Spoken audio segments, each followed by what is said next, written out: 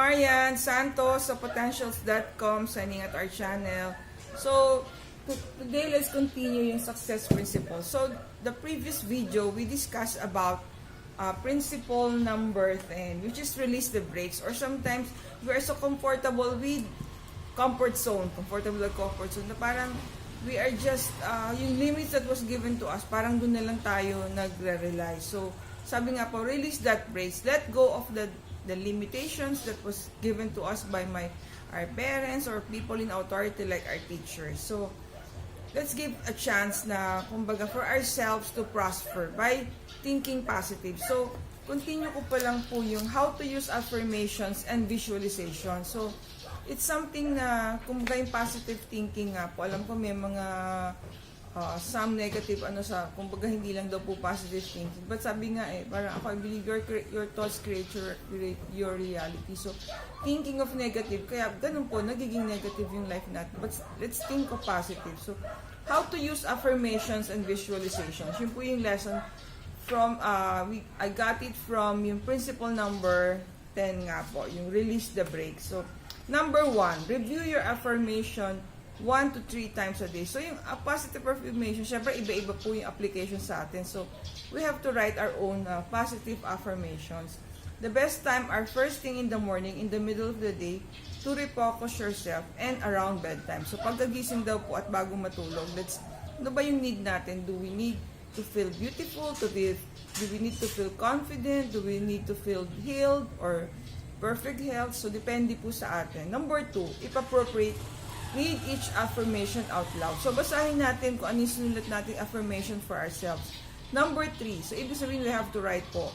Close your eyes and visualize yourself as the affirmation describes. See if you were looking out at the scene from inside of yourself. In other words, don't see yourself standing out there in the scene. See the scene as if you're actually living it. So, kumbaga, thinking as if you already have what you wrote.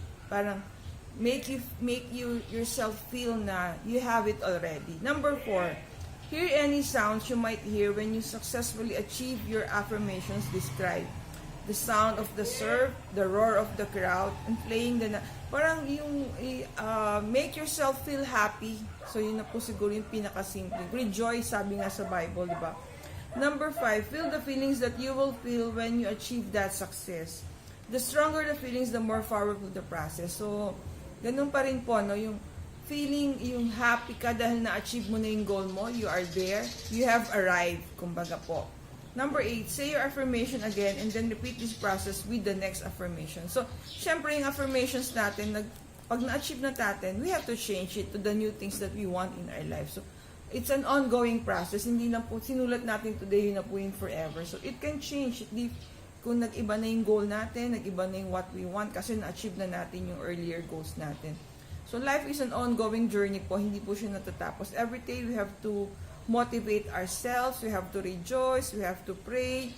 We have to ask for what we want.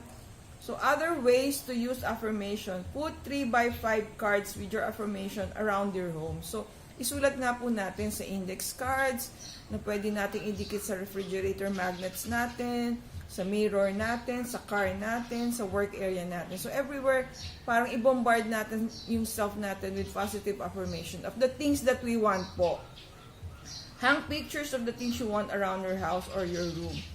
You can put a picture of yourself. So, ako po, I remember, I got out a house in a newspaper at saka parang grocery. So, dinikit ko po siya sa aking cabinet. For so many years, nandun lang po siya. So, right now, yun nga po, I was able to achieve the house that I want. Siguro the good education for my children. So, kumbaga, harvest time na nga po tayo. We were able to save. We were able to handle this pandemic with the resources that we saved throughout the year. So, may pag-asa po.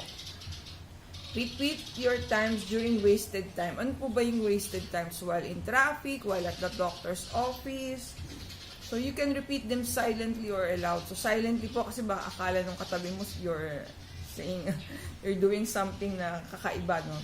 Record your affirmations and listen to them while you work, drive, or fall asleep. So, pwede rin po yan.